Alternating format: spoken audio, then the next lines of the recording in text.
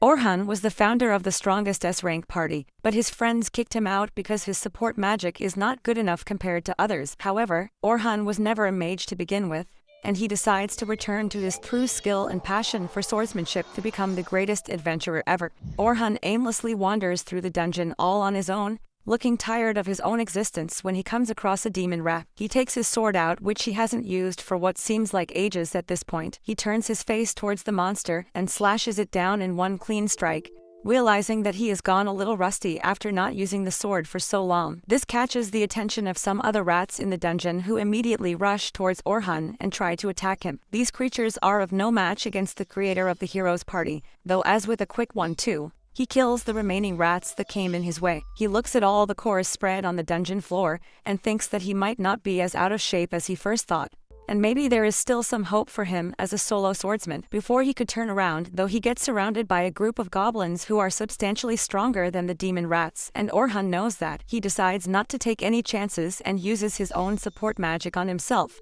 boosting his strength for a short duration, making him tankier and his sword more dangerous. With that, the goblins attack Orhan, but they were no match against the speed and skills he had after being in an S-ranked party. He slaughtered them all one after the other while thinking about how he never really tried his own support magic on himself, and realizes how overpowered it makes him feel. He was about to let his guard down after killing the entire first wave, but before he could take a breather, a second wave of goblins attacked him head-on. Knowing that his support enchantment would wear off soon, he jumps headfirst and slashes through all the goblins that came in his way, even chasing one down at the end to send him down to hell. With that, his defensive enchantment wears off, and he realizes that his spell only works for 3 minutes of combat, which means that he needs to be careful about when and how he uses it. Just then, the third wave of these never-ending goblins enter the dungeon and rush towards Orhan at full speed, aiming for the kill, but Orhan manages to overpower them once again and starts killing them one by one. He soon realizes that his enchantment is about to end, so he uses the spell once again near the very end to continue his onslaught as he deals with the last few goblins of the horde. As he sees the life go out of the eyes of the last goblin,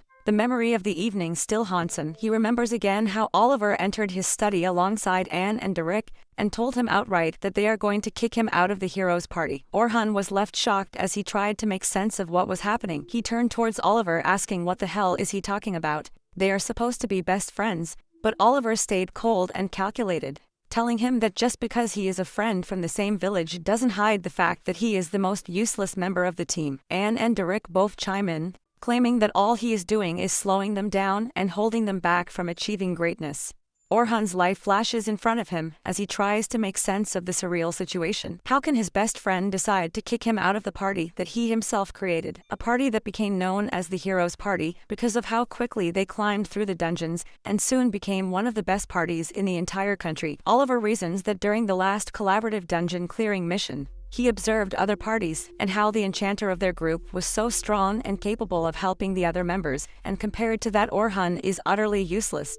Orhan couldn't believe his own ears as he snaps back, claiming that he is not an enchanter to begin with, and the only reason he took on the role was because no one in the party had any aptitude for magic. So he sacrificed his own position as a swordsman and started training as an enchanter, and even created his own style of magic to make up for the talent that he lacked as a support mage. Anne laughs in his face though, calling him a pathetic loser who is making excuses since Oliver was a much better swordsman than him to begin with. With that, Orhan turns towards Oliver as he was his last hope, but Oliver coldly tells him that they have even found a replacement enchanter as well, who will help them climb through the ranks and achieve greatness. Orhan finally accepts the new reality and the fact that there is no place for him in this party anymore. With one final goodbye, he turns to leave when Anne laughs, claiming that he was never supposed to be in an S-ranked party anyways, since his swordsmanship and magic are both at an O rank, which means he is a pathetic jack of all trades, but master of nothing. Finally, he snaps back to reality as he walks ahead, thinking about the new style of fighting he has developed, which merges the traditional roles of a swordsman and a mage.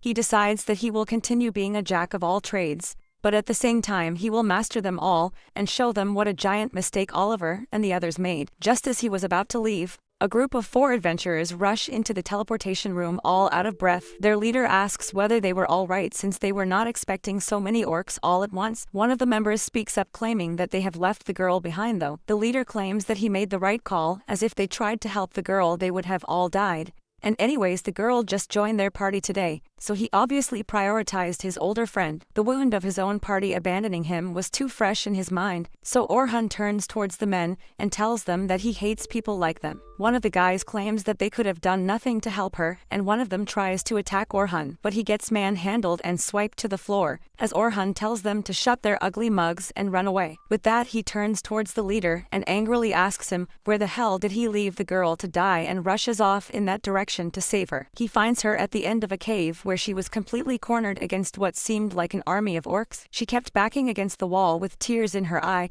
and used her defensive shield as the orcs advanced. Her shield wasn't able to stay up for long, though soon the orc managed to break through the shield and were about to end her life. When Orhan jumps in and used his wind magic to push them back, the girl was shocked and dazed. But Orhan didn't waste a single moment, as he took out his sword and ran at the orcs. The first orc tired pummeling him to the ground, but Orhan managed to block the attack easily, and with his own support magic as reinforcement, he slashed through the orcs as if they were made out of butter. The girl stood there confused, wondering whether Orhan is a swordsman or a mage, as he used his reinforcement magic to enhance the sharpness of his blade before rushing at the orcs, chopping through their weapons and their bodies alike. He realizes that the guys were right, as they could have never handled so many orcs at once. But he would have rather died than leave a party member behind. With that thought, he slashed through dozens of monsters all at once. While the girl watched in awe, wondering who this man is, Orhan continued his killing spree, and with a second burst of attacks, he managed to cut through every single orc in the cave, leaving only their corpses and shiny cores behind. With that, he turns towards the redhead at the end of the cave, but finds her lying on the floor as the adrenaline wears out. By the time the sun started setting, they came out of the dungeon, and the redhead introduced herself as Sophia before asking him out to dinner as a gesture of thanks for saving her life. Orhan ends up accepting and follows her down to a tavern owned by the Silver Rabbits Guild. He realizes that she is from the guild itself, as she also had a crest on her cape, and realizes that she reminded her of someone but couldn't put a finger on it. Soon that confusion disappeared when Sophia introduced him to her older sister Selma, who Orhan already knew, as she was also an S-ranked enchanter from a different party. Selma was the strongest enchanter in the country, and she was the one who came up with the system of dividing the roles into the swordsman, who attacks, the tank who absorbs damage, and the mage who provides support. Shay eyes Orhan with disgust, and tells him that she is going to call the FBI since her sister is just 14. Orhan immediately tells her that his name is not on the Epstein files, so she can chill. While Sophia tells her sister that Orhan actually saved her life, Selma calms down a little after that and scolds her sister for going out on her own to a dungeon without telling her first. They soon start talking, and Orhan tells Selma that he was kicked out of the heroes' party, so he is more or less a vagabond at this point. He immediately sees Selma's eyes twinkling, and he wonders whether she is thinking of recruiting him into her party.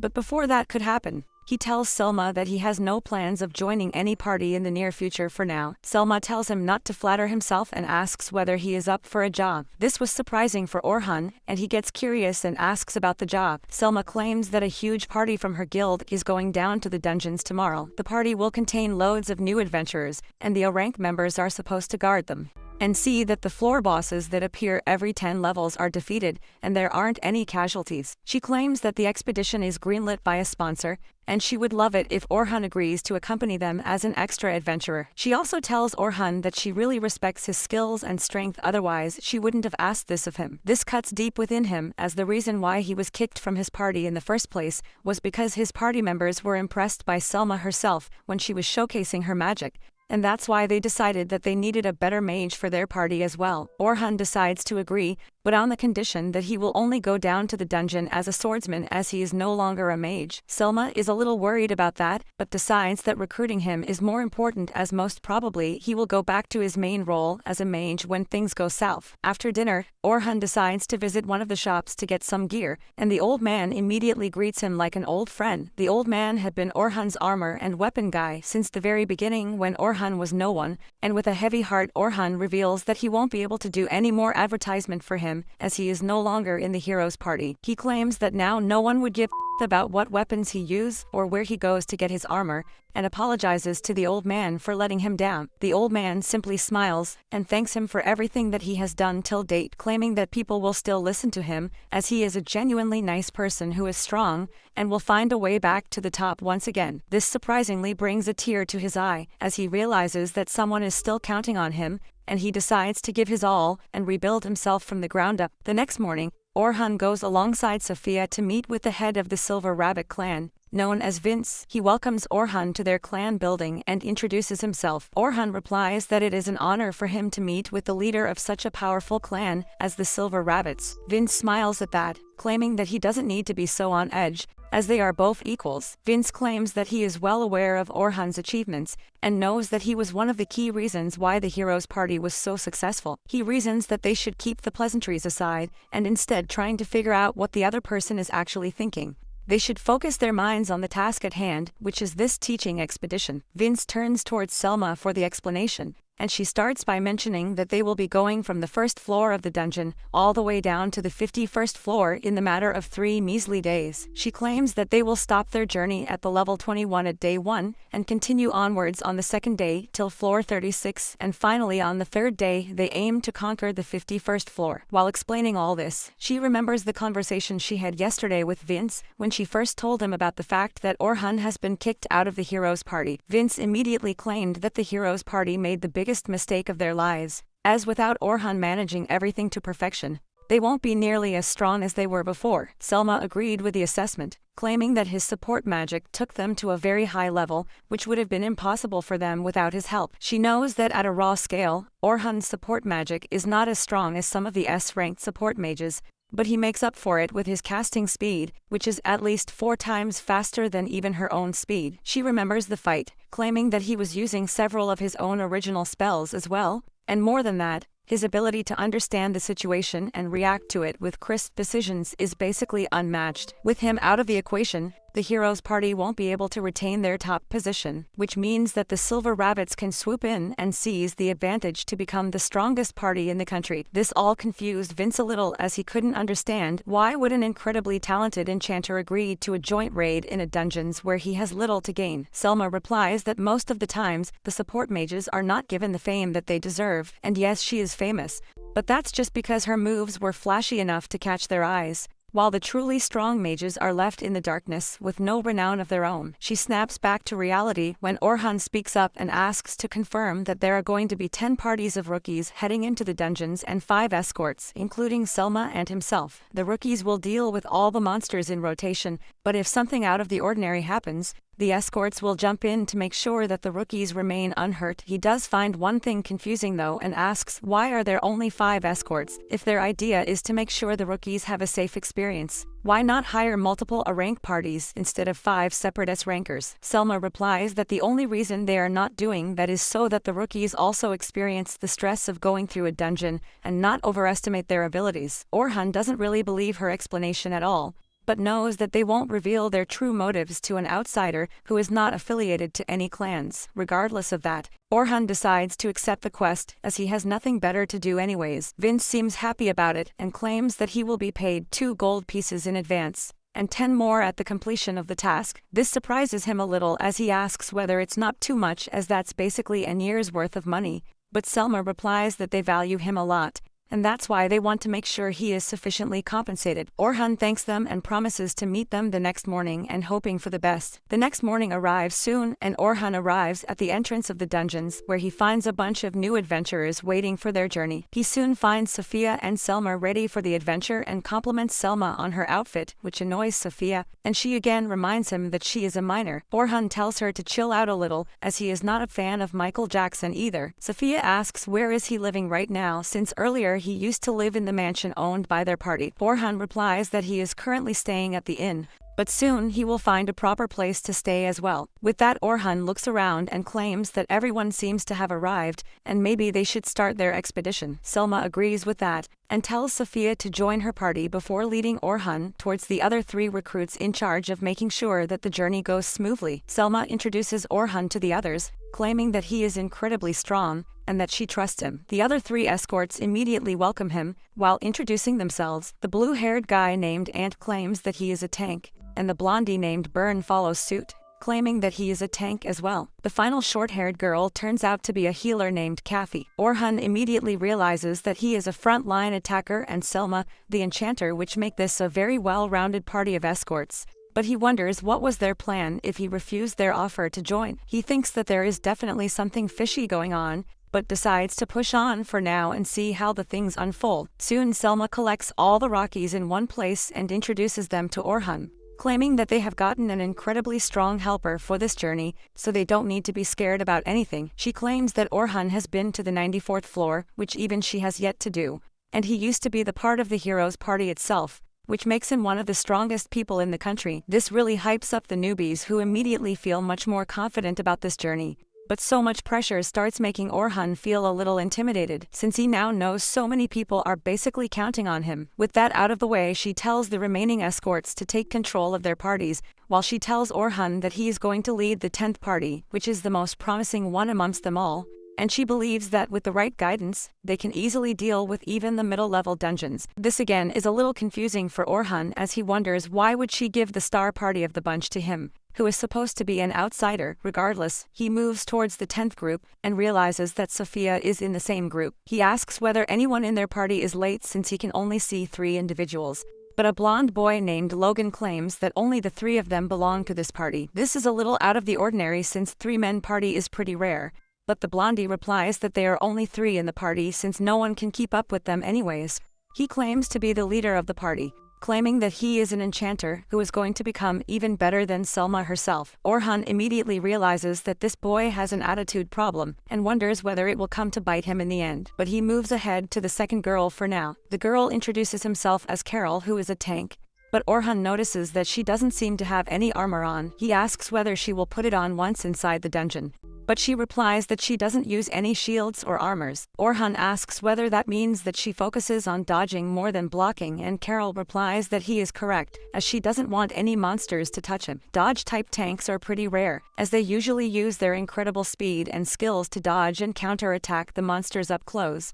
But that requires actual combat experience that this girl definitely doesn't have. He asks whether the clan didn't warn her of that before, but the blondie replies that the clan told Carol multiple times to act like a normal tank till she gets experience, but she simply ignored them. Orhan soon realized that this might be the star party, but at the same time, this also seems to be the problem party, which the escorts didn't want to deal with. Soon after that, the expedition finally starts, and they all enter the dungeons. Carol doesn't stop talking for even a moment, and continues hounding Orhan about why he left the party, and he doesn't know how to shut her up. Their journey continues smoothly for now, thanks to Orhan setting up magical traps behind them that automatically deal with the lesser monsters, as he doesn't want to spend time on useless battles. Finally, they arrive at the 20th floor, and Orhan now has a better idea about his party. He realizes that the blondie is not all talk, and he actually has a substantial amount of skills as an enchanter, and can easily operate at the level of a rank party if he continues like this. But he is bad at giving directions, which is very important for an enchanter. Carol is incredibly fast, which she would need as a dodge-type defender.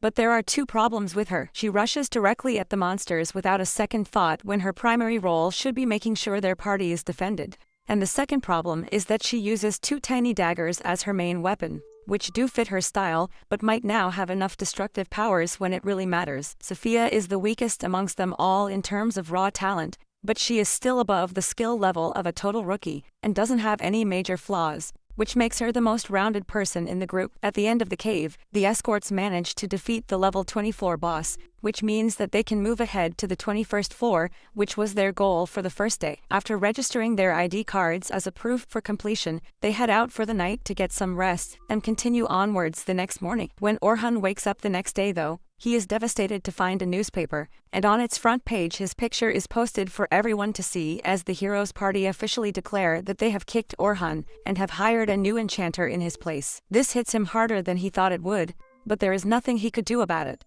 So he moves outside to meet everyone else at the dungeon, wondering whether the rookies would behave differently after reading today's headline. On the way, however, he is stopped by a blue-haired girl who turns out to be Luna, the healer of the heroes party. He remembers how even during his last days, when everyone else was behaving coldly towards him, Luna was always smiling at him and ready to help. The day when he was kicked out, she was out on an errand. Otherwise, it wouldn't have been so easy for the others to push him out of the party. Luna immediately grabs Orhan's hands and begs him to come back, claiming that she will find a way to make the party understand how much they need him. She brings up their promise of clearing the Great Dungeon together, but that only pisses him off, as he declares that the promise was made by the 3 of them, together, including Oliver, and he is the one who kicked him out of the party. With a wounded heart, he turns around and tells Luna that he is never going to come back to that party ever again, and moves ahead towards the dungeon entrance. On the way, Orhan thinks about how he was banished from the heroes' party, and that's what the newspaper clearly mentioned today,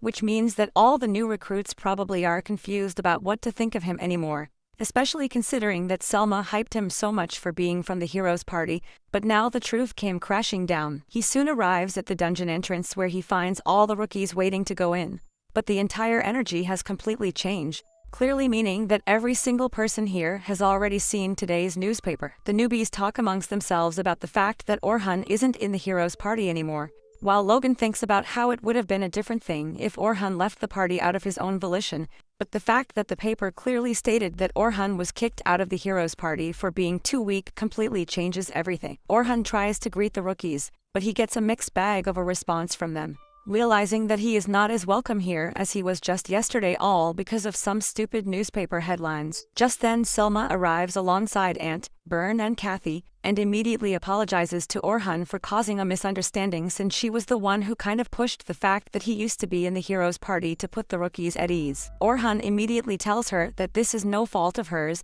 and she should hold her head up as high as ever, and lead the party into the dungeons while he provides support. Ant, Bern and Kathy chime in, claiming that it doesn't matter what the issue is between Orhan and the heroes' party. The fact remains that Orhan is one of the very few people alive in this world who have gone to the 94th floor and lived to tell the tale. This gives Orhan some relief from the constant scrutiny, and he heads towards his party where Sophia and Carol bid him good morning with all their heart, but Logan seems to be a little hesitant and doesn't know how exactly should he treat Orhan. Orhan decides to break the ice himself and asks his party whether they saw the newspaper today, and both Sophia and Carol replied that they did see the newspaper, but it's not worth reading since it's full of lies. Logan, however, doesn't subscribe to Fox News, so he is used to hearing the truth and asks Orhan whether the newspaper told the truth. Orhan replies that technically the newspaper is the truth, since he did get banished from the party on the account of him being too weak according to the other members of the party. He apologizes to them for not telling them about it from the get-go,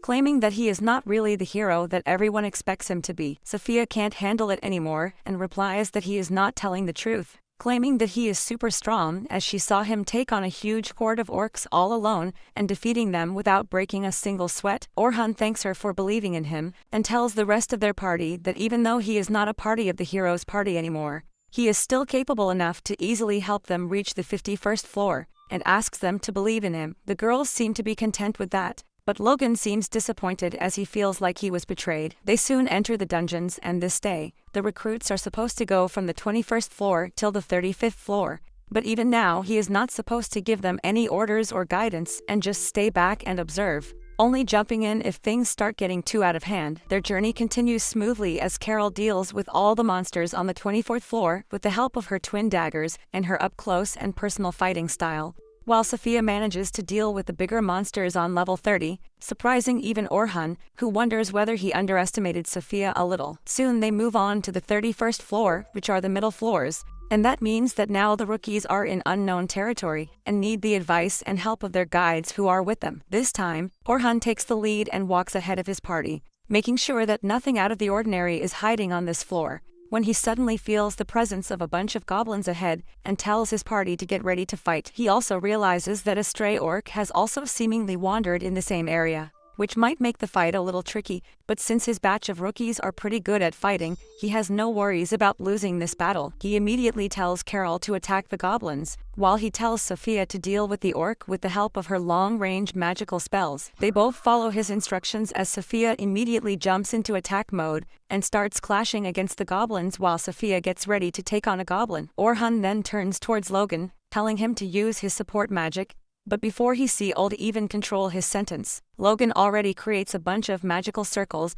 and starts casting agility spells at Carol to help her get an advantage against the goblins. Logan still isn't fully convinced that a person like Orhan should be guiding him in anything, especially since he thinks Orhan's advice is so simple that anyone in his position would do the same. Suddenly things get a little more tricky, as the orc triggers Sophia's PTSD and she starts panicking against it, not readying herself for an attack. This could spell disaster for them all, since even Logan is busy with his magic spells focusing on Carol. He helplessly looks at Orhan, wondering what kind of a guide is he, And why isn't he helping Sophia when he suddenly spots Orhan creating a magical sign, which decreases the speed of the orc by a lot? He then moves towards Sophia and tells her to take her time and aim true, as she is much stronger than an orc and shouldn't be afraid of it. Sophia takes a deep breath and then produces a huge fireball, which completely destroys the orc into smithereens, surprising everyone in her party including Orhan, who had absolutely no idea that Sophia can use advanced level magic spells. Carol immediately runs back to Sophia and hugs her,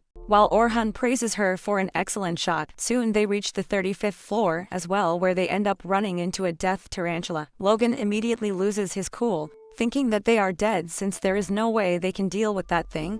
But both Sophia and Carol have complete trust in Orhan and stand by waiting for his orders. Orhan immediately tells Logan to use agility up and strength up for Carol, while using magic up on Sophia. Logan wonders whether this guy has gone insane, as he is using the same strategy as before with no change, but he decides to follow the orders and uses the spells accordingly. Orhan then tells Carol to engage the monster in close quarters combat and make sure to keep its attention on herself. Carol nods in agreement and immediately runs ahead at the tarantula. Logan tries to stop her, but Orhan stops him, claiming that if he goes up in front, they all will be at a huge disadvantage, so they should wait and watch. Orhan then tells Sophia to jump on the monster and slash its back to shred, and Sophia immediately understands the assignment, jumping on top of its head and running her blade on it from front to back. Orhan then tells her to keep its attention to her, but she has to be careful as the spider is venomous, so she must dodge all the attacks without fail. The spider starts trying to stab Carol with its pointy legs, but she keeps dodging the attacks one after the other and even deflecting some of the attacks back, surprising the monster. Orhan tells Logan that he needs to continue his spells on Carol, as her life is in his hands at this point. With that, he turns towards Sophia and asks her to pin the monster down. Sophia immediately understands the assignment and uses her arrow cutter ability to slash its legs down, forcing it to fall on the ground. Carol starts celebrating, but Orhan tells her to be careful as the battle is not over yet. The advice came out too late, though, as the spider monster wasn't dead yet, and uses its webs to grab Carol and starts pulling her towards itself. Orhan immediately tells Logan to give Carol a strength up and speed up, which he does in without further arguments, but Carol starts panicking and fails to free herself from the web, begging Orhan for help. Orhan tells Sophia to ready her rock arrow and uses a sharpness enhanced spell on her knives, which gives her the boost she needed to break free from the grasp of this monster. Sophia immediately follows it up by her rock arrow spell, which completely nukes the monster, killing it immediately. With that, their expedition for the day rolls down to an end, and Orhan praises Logan for his use of his support spells, as without those, his party wouldn't have been able to win today's battles. By the time they exit the caves, the sun starts setting and Selma congratulates all the rookies on their achievements till date, claiming that they have all done a terrific job till now and the last step of their journey will happen tomorrow, so they need to rest and eat properly. With that, they all depart their own ways when Orhan is stopped by Ant and Bern, who call him out for a lunch, and after thinking for a while, Orhan accepts the offer as it's not every day someone offers to treat him. On their way back to the city, Logan asks Sophia about the encounter she had where Orhan first saved her life and asks about the specifics, like what kind of spells was he using. Sophia tries to remember and replies that he used a wind blast first, and then also used some magic to enhance his sword before slicing each and every orc into shreds. Logan realizes that something is very different about Orhan, since today he noticed that Orhan very casually used a spell to reduce the agility of the orc, which was moving towards Sophia. These kind of magic spells are known as debuffs, and are incredibly hard to do. Even the most incredibly talented mages like Selma herself can barely use a single debuff in a couple of days, that too with a bunch of prep. Moreover, Orhan acted like a perfect spellcaster, and knew when to use what aspect of a spell in a team fight. He knew when the exact timings of each enhancements would wear off, and even used preemptive spells to predict the movements of the enemy. This makes Logan realize that he got Orhan completely raw, and he is not just a normal mage, but an actual genius. Back in the city, Orhan gets down at a tavern with Bern and Ant, and they tell him to order anything he wants, as it will be on them. They then start asking him about his actual role, as he used to be an enchanter in the heroes party, but now he claims to be swordsman. Orhan replies that he was always a swordsman, ever since he saw his grandfather slay a huge beast that once wandered into the village. He got it stuck in his mind that no matter what he will become a swordsman. And that wish came true for a while, as he was a swordsman in the heroes party. But then as they started moving to the lower levels, their pace started to slow down a little as the intensity and strength of the monsters they were encountering was increasing. At the same time, Selma popularized the team strategy where everyone depended on the enchanter for decisions, so they themselves decided to follow the same strategy. Unfortunately, since their entire party had no person with the affinity to become an enchanter, their best choice was Orhan, and for the sake of the party, he decided to let go his podium as a swordsman and became an enchanter. He starts thinking bitterly that how the heroes party has zero chances of clearing the next levels anymore, but decides that it's not worth it to think about all that anymore. He then tells the boys that he now wants to become the most well-rounded swordsman who can deal with even the lower level floors on his own without the need of any party, not knowing that the very next day, the heroes party was going to pay him a visit in the very dungeons he aimed to conquer. The next morning, Orhan goes on towards the cave, thinking about how this is going to be the last day of him leading the young party, and spots his Sophia and the others waiting for him not far off from the entrance. They all greet him warmly, and he can already feel that the party seems to have more confidence in him today than they had the last day. Even Logan seems to be much more receptive and trusting of him. Carol speaks up, claiming that since today is the last day, Sophia wanted to say something to him, and starts elbowing Sophia, pushing her to speak her mind. But Sophia seems intimidated and too shy to say her true feelings. It turns out that while taking a bath last night, Sophia ended up telling Carol that she wants Orhan to stay in the Night Rabbit clan and help them reach the top. Before she could bring herself to speak her heart to Orhan though, he ends up being called by Selma and tells Sophia that he will talk to her later before leaving. While walking towards the rest of the guides, he ends up overhearing a bunch of rookies that the heroes party is going to the dungeons today as well, and they are going to do a trial run with their new party to make sure that they are all working in sync. Orhan wonders which floor are they going to try, and he soon learns that they are not going to the deepest floor, which is the 94th floor, but instead they are only going to start from the 92nd floor to make sure that their new party is working as it should. Orhan is shocked at hearing this, as he doesn't think that the heroes party should start at the 92nd floor, especially with a new candidate instead of him, and they should instead try to go through some of the lower floors first to get a sense of their teamwork. At the end he decides that it's a complete waste of time for him to think about the heroes party, and instead he should focus on what he is here to achieve. Back on the 92nd floor, Oliver, the leader of the party, hypes his team up, claiming that they should have no issues clearing through these dungeons, but still they should be on their guard. He then turns towards the newest member of their party, Philly, who is a green-haired enchanted. The tank tells her to show her what she can do, while the idiot mage chimes in that Philly is not a jack-of-all-trades jackass like Orhan, so they shouldn't have any issues. Oliver then turns towards Luna, who hasn't said a word yet out of silent defiance, as she never wanted Orhan to leave. But Oliver believes that after this dungeon run, even Luna will have to agree that their decision was correct and Orhan was the problem. It turns out that Luna wasn't even a part of the plan that Oliver and the others hatched to kick Orhan out of the gang. She only got to know about it the evening when Oliver was congratulating Philly for making it into the party and threw a welcome party in her honor. Anne and Derek both made fun of Orhan, claiming that now that they have a real enchanter, instead of a good-for-nothing jack-of-all, they should complete the dungeon and make it to the 100th floor in no time. Anne even told Philly that apparently they have a shit ton of money, but Orhan was so careful with the spending that he never really went all out on anything for their personal needs. Philly gets a little uncomfortable, asking whether the party funds are not for just the party and not for any personal use. But Anne waves her thoughts away by claiming that they had loads of money, and what good is money for if you don't even know how to spend it. Oliver speaks up in the middle though, and tells them that they should be done with the Orhan talks by now and move on, as he is irrelevant for them at this point. Just as they raise their glasses in the honor of Philly joining their party, Luna walks in the room out of breath and tells Oliver that she needs to speak with him. Suddenly she notices Philly, who she doesn't even know at this point, and asks Oliver whether they can speak in private. Oliver tells her that they can and should speak right here in front of everyone. So Luna has no choice and tells them that she just heard that Orhan is going to a raid with the Night Silver Rabbits and asks how can it even be possible. Derek and Anne both are confused as Anne asks how can he join the Night Silver Rabbits within 3 days, even though they told him how weak he was. Derek claims that he must still be waving around his S-rank badge, which he owes to this party, and that's how he got the job. Luna is confused and asks what the hell are they talking about, when Oliver tells her to calm down and listen. Before he could continue though, Anne budges in the conversation and tells Luna that the good-for-nothing jack-of-all Orhan left the party 3 days ago. The news of Orhan leaving the party stuns her, and she wonders out loud whether Orhan finally gave up on them.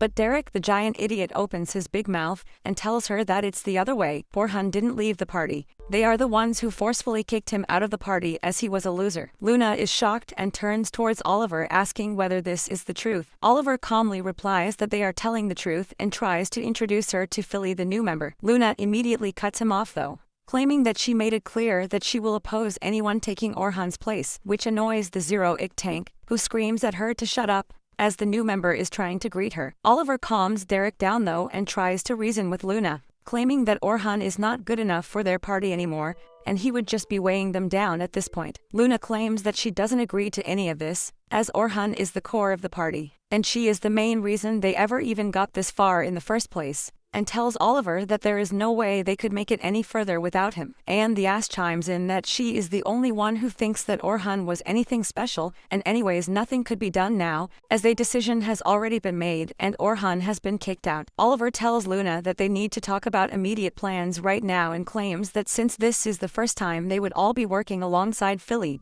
they will start from the 92nd floor and then slowly make their way through to the 94th floor. Luna, however, outright rejects the plan, claiming that she doesn't have a death wish like the others seem to have. Derek laughs at that, claiming how the hell could they have a death wish if they are starting from the 92nd floor, when they have already managed to make their way till the 94th floor. Luna replies that even if Philly is a highly skilled enchanter, they should start working from the lower floors first, and then maybe make their way to the higher ones. Derek again claims with that thick skull of his that they have already cleared floor number 93, so why should they start from lower down? Luna claims that they must be insane to think that since the 92nd floor contains the Black Dragon, and they barely managed to make past it the last time they fought against it. Anne laughs and replies that it was during the time when they had a weak-ass enchanter in their team, and fighting the dragon this time should be a breeze. Oliver claims that they are just going to see how well they are working together, and nothing else, so they don't really have to fight against the Black Dragon. Luna tries to argue, claiming that even then they should start from much lower down, but Oliver cuts her off, claiming that the decision has already been made, and it can't be changed now. Back in the reality, the heroes' party comes face to face against the mammoth of the 92nd floor, which was defeated pretty easily last time, but this time they seem to be having some troubles with it. Oliver runs at the mammoth and tries to strike it with his sword, but the mammoth manages to block the attack, pushing Oliver back to cover, while Derek gets ready for any counterattacks. Once behind the cover, Oliver's buff wears out, and he realizes that every single time the buffs wear out, his body feels like it's being weighed down by a lot of weight. He turns around and asks Philly why are their buffs wearing down so quickly. Philly replies that she hasn't yet figured out how all of they fight together, so it should get better. This surprises Oliver a little as he remembers how Orhan managed to figure everything out about them within the first few hours of their first day together in the dungeon. The mammoth suddenly uses an energy blast aimed at Derek, who tries to block, but ends up slipping, and the beam gets redirected at Anne, who screams at Derek for being an idiot. Even Derek wonders why his blocks aren't as effective, as this power blast should have been an easy thing for him to block. Anne decides to jump in the fray and shoots her fire blasts at the monster, but they barely tickle the mammoth, which confuses Oliver, and he shouts at Anne to take it seriously. But Anne replies that she is doing what she usually does, but for some reason her attacks seem to be weaker. Oliver tells Philly to boost Anne's magic damage once again, and she does as she was told. But even this time, when Anne uses her fire blast at the mammoth, it doesn't even leave a scratch. In retaliation, the mammoth uses his power blast once again, and almost hits Anne, who barely manages to hide behind a rock. Oliver is left stunned since Philly's magic is supposed to be much stronger than Orhan's, but still they are getting bashed against this monster who they didn't have any trouble dealing with the last time when they fought. Another power beam aimed at him snaps him back to reality as he barely dodges it, while the next beam is blocked by Derek. Oliver tells Anne to flank the monster, but Anne has no luck with that, as the monster manages to stop her and attacks, forcing her to run all the way back. Oliver immediately turns towards Philly and tells her to keep an eye out for the monster's attack and warn them. Philly replies that it's impossible for her to do that while doing all the other things, but Oliver tells her that it's the job of an enchanter to keep an eye on the flow of the battle. Anne chimes back at her, claiming that she is completely useless and they should have never taken her in the party. Oliver realizes that none of them seem to be as strong as they are used to be, and he isn't even able to draw the full power of his sword. In theory, Philly's magic should give them a massive power boost, so what exactly is going wrong? Before they could decide what to do next, the Black Dragon emerges from the depths of the dungeons and starts flying towards them. Luna starts sweating out of fear and screams that they need to leave this place as soon as possible. The dragon descends down to the ground, crushing the mammoth beneath him without any issue. Oliver is shocked, as he wonders why the hell is the black dragon coming out of his place, and this shouldn't happen. But he still refuses to leave, claiming that they have defeated him once, and they will do it all over again. Derek immediately gets in position to block its fireball attack, but to his surprise, he is nowhere near as strong and immediately gets blasted back. Anne tries to use her fireball, but even after hiding behind a rock, she gets blasted and is knocked out cold. Luna immediately tells Oliver that they need to escape, but Oliver simply tells Philly to buff her, and then charges up his strongest attack against the dragon's fireball and attacks at the same time,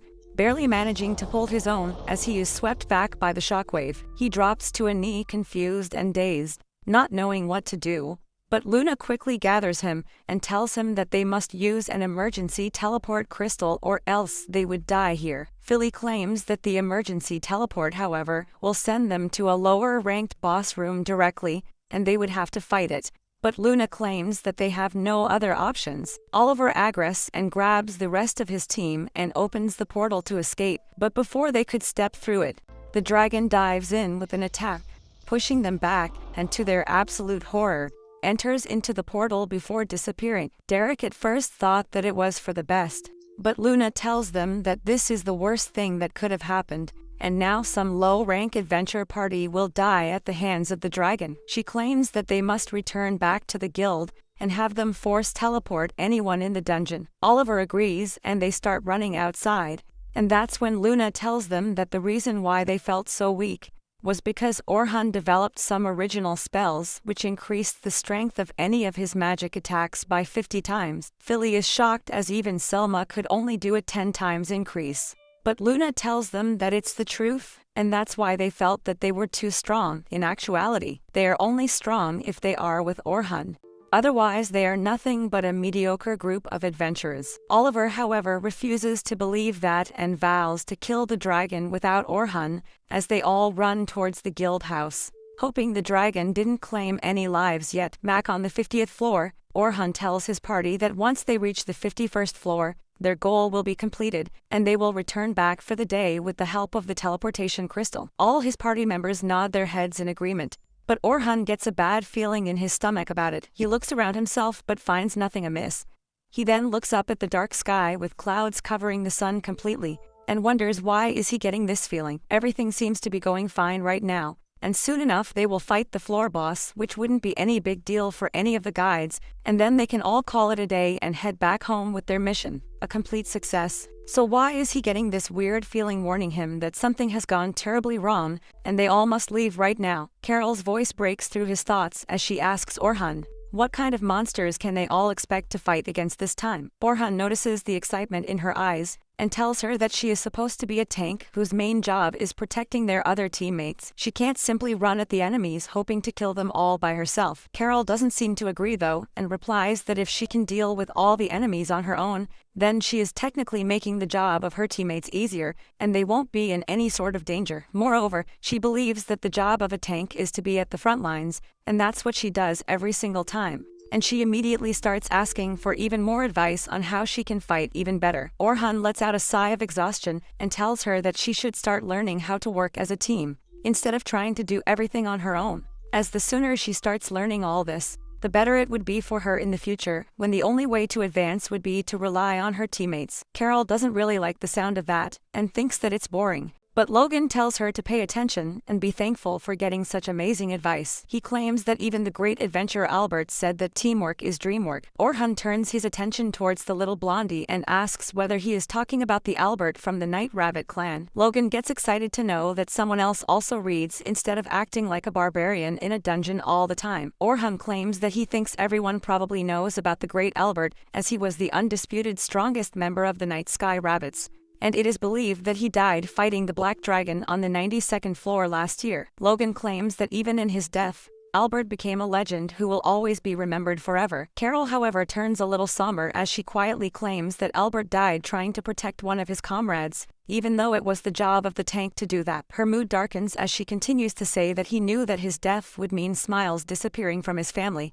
But he didn't really care. That's why she thinks that the best way of being a defender is to keep the one you are protecting far away from you at all times. She concludes by saying that if she fights alone on the front line, while her team stays behind, then they won't be in any danger, and will be able to run away if things go south. Orhan notices the pain on Carol's face and decides that this is above his pay grade.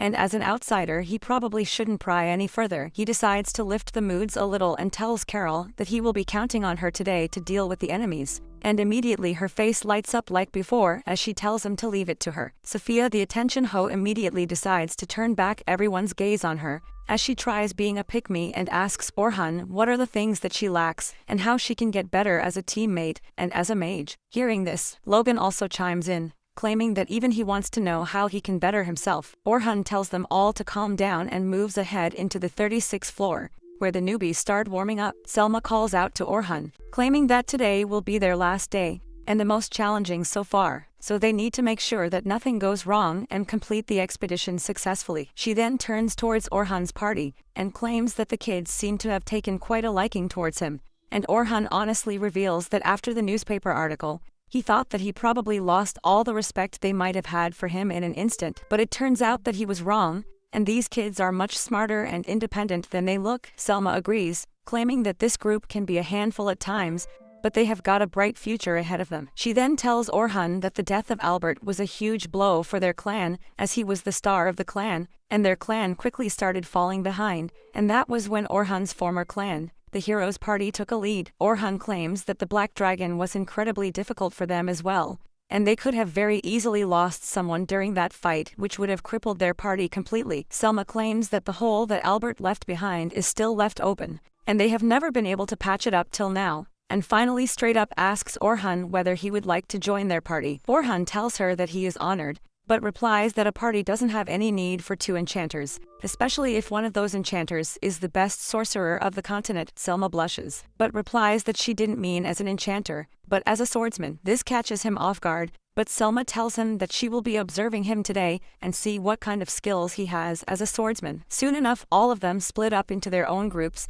and Orhan is left alone with the three newbies that he is supposed to monitor. Carol asks why are they splitting up so much, as she doesn't really like the idea of getting lost in the labyrinth of these caves. Orhan laughs, claiming that this is a good exercise for them, as a lot of times a party has to split up in order to check multiple passageways at the same time and find the one which leads to the boss room.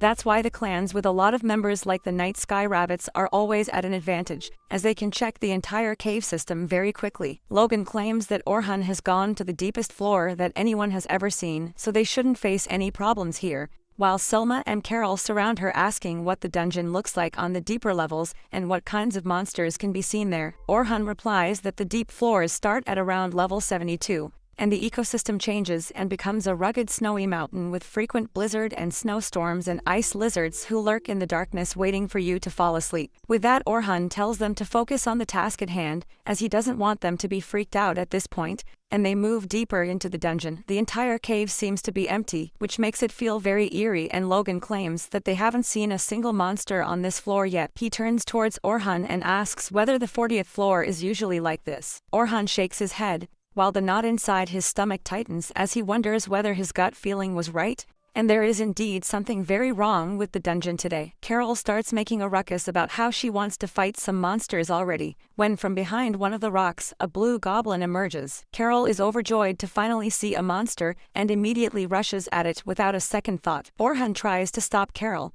but she was too far gone, so he quickly uses his agility down debuff to reduce the speed of the goblin, which helps Carol kill him in a single quick attack. She starts celebrating, but Orhan tells her not to rush at the enemies without thinking. He claims that the blue goblins are really fast and strong, and she could have been in danger, which would force both Logan and Sophia out of position and endanger them as well. Carol recognizes her mistakes, so to soften the blow, Orhan decides to teach her a style of active defense, and explains that she needs to focus on the enemy's movements and attack at the right moment, which would be just before they can launch their own attack. This will stop their attack from ever happening and give the rest of her party an incredible advantage. Carol hears it in awe, but soon Logan shoves her aside and asks for some guidance as well. He tells them to turn around as two wolf monsters run at them from behind. Before they could even come anywhere near, a magical trap activates and spikes them in the body, Orhan tells Logan that he should start with the trap spells, which would let his team focus on the enemy in front of him, instead of being worried about what might attack them from behind. Logan hears every single thing enthusiastically as he thinks in his mind that he wants to become a mage just like Orhan in every single regard. Orhan then turns towards Sophia and tells her that she should start learning how to use 2 magic spells at once. She replies that it sounds complicated, but Orhan promises that it isn't as difficult as it sounds, and anyone can use 2 magical spells at once with a little bit of practice. He claims that the advanced levercasters can even use a dozen magic spells at once. Sophia is shocked to hear this, and asks why can't she simply learn how to use the stronger versions of the current magic that she uses. And Orhan explains that using stronger magic attacks requires time to process them and get them ready, which leads to a bunch of downtime during which they are completely vulnerable and can't really do anything about it. If she learns how to use multiple spells, she can ready a second spell preemptively while her first one is about to fire. This way her downtime would be damn near zero, and she wouldn't have to face any vulnerability during her fights. With that, they finally manage to reach the boss room where the guides come together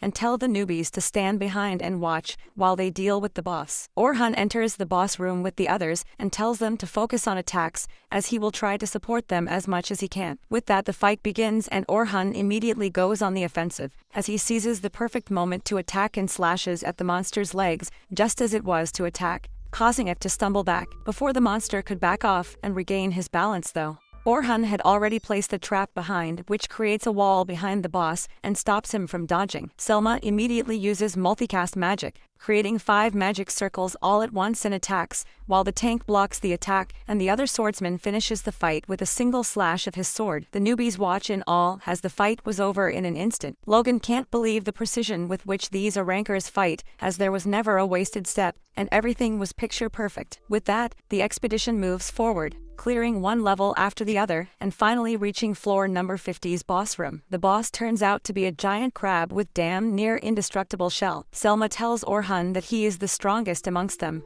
and if he can slash through the giant claw of the crab, the rest of them can deal with it, and they can all return back home for a feast. Orhan smiles and takes out his sword, confidently moving towards the giant monster, while the tank tells him to be careful as the crab's shell is supposed to be incredibly hard and very difficult to break through. Orhan doesn't seem to care though, as he jumps in the air and smashes his sword against the crab's joint, effortlessly slashing through its giant claw, which removes the one threat that they had to be careful about. With that out of the way, Selma and the others easily deal with the monster, and everyone claps as the expedition finally comes to an end, and they all get ready to head back. Their celebration is cut short though, when Orhan feels an immense sense of dread, and suddenly the reality itself breaks, and the black dragon emerges from the rift, flying straight towards them. Orhan's blood dries up at the sight of the black dragon, and he screams at everyone to run, but it seems like he is the only one who is even able to think everything, because even the other A-rank guides are frozen in their place because of the immense pressure they feel. The A-rankers, unable to move, think, why the hell is this happening? Why is a literal monster attacking them at such low-level floors? Selma is the only one who could even think a little bit, but even she is unable to move.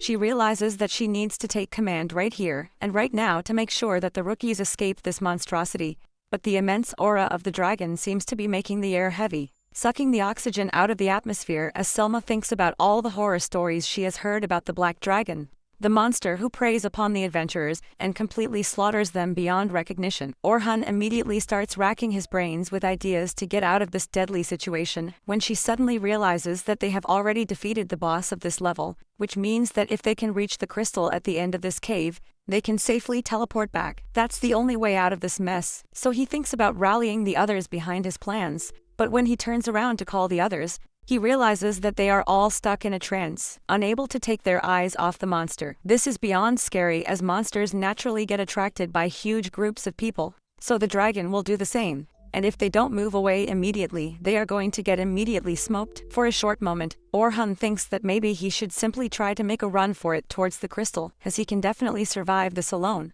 But he immediately discards that thought, disgusted by himself, and realizes that he must fight with the dragon to give the others some time to escape safely. He decides that he is not going to betray them no matter what and is going to defeat the dragon. With that, he grabs a hold of his sword and draws it with a fierce determination to safeguard the people he cares about. He screams at the other guides to get into position, which breaks them out of their trance, and Selma comes back to her senses as well. She orders the others to take a defensive posture to make sure that the rookies are kept out of danger, and immediately the A-rank adventurers get to work. The mage creates a magic barrier to soak the damage of the dragon's attack, but Silma realizes that her magic is not nearly strong enough to stop the blast. Orhan, on the other hand, fearlessly runs at the dragon, but immediately casts a protective spell of his own to reinforce the guides. Thankfully, this was enough to save them from certain death, but they are thoroughly shaken, knowing that without Orhan they would be a bunch of ashes right now. Orhan dodges the dragon's attack while tactically backing off, but doesn't give the dragon any open chances to charge his attack. He quickly draws out a small dagger and throws it at the monster's eye. The dragon immediately closes its own eye to prevent himself from going blind, but it was all a part of Orhan's plan, as he uses that split second to jump at the dragon. Aiming to behead it with a single swing of his sword, the slash creates an immensely strong blast, spreading dust and smoke all over the cave, which makes the guides think that he might have defeated the beast. But Orhan knows better than that and keeps his guard up. As the dust clears up, the dragon rises up once again with a scream of anger, but completely unharmed. Orhan orders the guides to cover the rookies on all sides and make sure none of them get hurt at any cost, while he distracts the dragon. Selma looks unsure about the situation, but Orhan smiles and tells her not to worry, as he has a plan to deal with this situation. He tells the rookies to hang in tight, and with that he launches himself towards the dragon, who immediately charges his fiery breath and attacks Orhan, who dodges the hits and starts running circles around the monster, trying to distract it to the best of his abilities. Selma and the others are astounded at Orhan's skills and his bravery, considering that he decided to deal with the dragon on his own. Selma questions herself, wondering whether it is the right decision to let Orhan deal with that deadly beast alone. The same beast who killed the mighty hero Albert. She realizes that she cares a lot about Orhan at this point, and it would destroy her if anything happened to him. Orhan is completely in the zone, though, as he dodges one attack after the other, and even manages to reflect one of the dragon's attack right back at it, enraging the dark beast even more. Logan and Sophia are shocked to see the reflection magic, as they have never seen anything like that before. That is in fact the case, as even the best mages in the world can't pull that off, as magical reflection is one of Orhan's original spells in his arsenal, which reflects any magic attack at the attacker with double the force. To his annoyance though, the dragon's scales are so hard that even after eating such an incredibly strong fire blast, it still stands tall, completely unscathed. He realizes that he has no options left, and he will have to take some chances now. He quickly uses a multicast status boost, creating 6 magic circles all at once and boosting his potential. Selma is impressed to see this, as even the high-level mages have trouble using multicast for more than 3 magic circles, but Orhan used 6 without breaking a sweat. She wonders whether she should help though, as even after boosting his own stats, Orhan wouldn't be strong enough to deal with the monster. Before she could reach a decision, Orhan uses a second all-stat boost spell on himself, before using yet another boost. In total, he multiplies and doubles his own stats 6 different times, which leaves the guides speechless, as it is supposed to be completely impossible for anyone to be able to do that. Orhan starts glowing like a Super Saiyan, with lightning surrounding his body and everything. The dragon doesn't seem to know what happened to Frieza at the hands of the Saiyans though, so it continues to try and attack Orhan with a tail smack. But Orhan disappears and appears hanging on the ledge so quick that Selma felt like he teleported there. Selma is left trembling as she realizes the true potential of Orhan, who has gone beyond the level of any support mage in history, and is literally recreating the way anyone saw magic. Using one original spell after another, Orhan drops down to the ground, but blood starts coming out of his nose. He knows that he has increased his stats beyond human potential, but his body is still that of a human, and it can't handle the amount of strain his stats are putting on his body.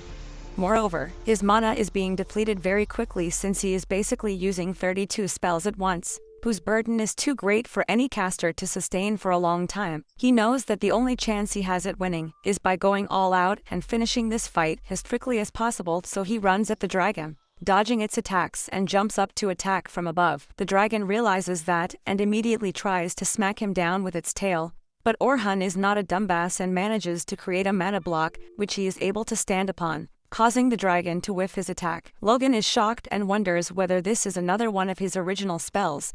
Orhan uses this special spell of his called Magic Convergence, which can sap the mana from the environment and focus it on a small area. Oliver has the same ability, but he uses it entirely offensively and leaves the defense to Orhan every single time. He rushes at the dragon once again and enhances the sharpness of his sword before slashing the dragon once again. This time he succeeds and manages to land a devastating blow at the dragon's neck, slicing through his thick armor and damaging the body beneath all the scales. The dragon falls over with a thud, while Logan and Sophia celebrate, thinking that the dark beast is defeated for good. Selma knows better than to think that and realizes that the dragon is probably just hurt a little, but Orhan seems to be at his limits as he stumbles on the ground, trying to regain his balance and push on his attack to not give the dragon any chance to recover. She wants to join in and help Orhan, but she knows that the strongest members of their clan together weren't able to land a single hit on the dragon, so what the hell will she be able to do? The dragon sits back up once again and uses his fiery breath to create some distance between him and Orhan before it channels a bunch of dark magic around it, and shoots a barrage of magical spears at Orhan, who tries to use his speed to avoid most of them. Orhan thinks about the days when everything was colorful and happy, when he used to play in the streets with Oliver without a care in the world. But one day all that changed, when some bandits attacked their village and destroyed everything and everyone they held dear to them. They were left helpless and could do nothing but cry at their situation while the world around them burnt. The next morning they buried every single person they could find, and both of them vowed to get stronger every single day and reach a point where they could protect the people and the things they held dear, so nothing and no one could steal from them ever again. Orhan uses his memories to fuel him as he walks out of the dust straight towards the dragon. Refusing to yield in the face of certain death, the dragon starts charging its strongest attack, which has killed so many adventurers till now that it's considered as death itself in person. Orhan gets ready, and as the dragon shoots the magical spears at him, he bobs and weaves in between them as the spear misses them by mere inches, but he continues rushing and shoots a fireball magic as a distraction before trying to slash the dragon's head off. To his horror, the sword strike fails as the dragon's scales harden like an indestructible shield. He quickly backs off and dodges most of the magic spears before creating a wall in front of him to protect himself. The dragon changes its pattern and curves one of the spears to attack from behind, and it would have probably killed anyone else, but Orhan uses his godlike reflexes to reflect the spear away from himself. Saving his life, he pushes on the attack, dodging and attacking the dragon, making sure not to give the dragon any space to attack the rookies. He thinks about how he earlier had a team to fight with him, and all of them had separate roles, but now he is the only one here. He pushes the thoughts away as he remembers that he vowed to defeat the dragon all on his own and become an adventurer who doesn't need any party to survive in any dungeon. With that, he sets up a trap card which continues to bombard the dragon with unyielding precision, giving him the time to charge his magical convergence attack into his sword, just like Oliver's ultimate attack, with the difference that his blade is all black. But as we all know, once you go black you don't go back. He charges the attack and aims it at the dragon with all his strength, slashing through the dragon's attack and hitting it squarely in the chest. Before they can celebrate, though, the dragon rises again and goes on the offensive, forcing Orhan to run away and dodge attacks one after the other. His buffs start wearing off, so he uses whatever mana he had left to boost his stats once again and attacks the dragon with a mighty strike which knocks it out of the sky. But still the dragon survives and gets up once again. Orhan breathes hard as he realizes both the dragon and himself are on their last legs. Even his sword shatters into little pieces. He then decides that he is either going to end it with an all-out attack or die trying. He summons a dark hole in front of him and converges all the energy around them to create a highly focused energy sword, which he grabs with both hands and gets ready to fight. The dragon immediately shoots the magic spears at Orhan, but Orhan uses the last remaining strength he had to dodge through all the attacks, while using blocking and reflecting magic to confuse the dragon. Finally, he pushes himself off one of the reflection magic and blasts himself towards the dragon, using his most powerful attack to strike the dragon's head, creating a huge explosion, covering everything in dust. Once the dust settles, Selma finds Orhan still alive, breathing hard as he leans against the sword, not realizing that he just made history by being the first person ever to defeat the Black Dragon, that too on his own. Outside the dungeon cave, a huge crowd has gathered at the news of the Black Dragon, but somehow Luna and her party members reach the dungeon entrance hoping that they make it in time and somehow manage to save as many people as possible. Luna tells the onlookers to stand back as a Black Dragon is on the loose, but by the time she pushes through them, she stops in her tracks at the sight of the Black Dragon, face to face with her. Oliver follows her and gets scared to the point where he draws out a sword ready for a fight, But Luna tells him to calm down and back off. She realizes that something is wrong with the monster, and by the time the others arrive, it is clear that the black dragon is already dead. The heroes' party is shocked at this, as they can't even start to think about which party can be strong enough to defeat this beast.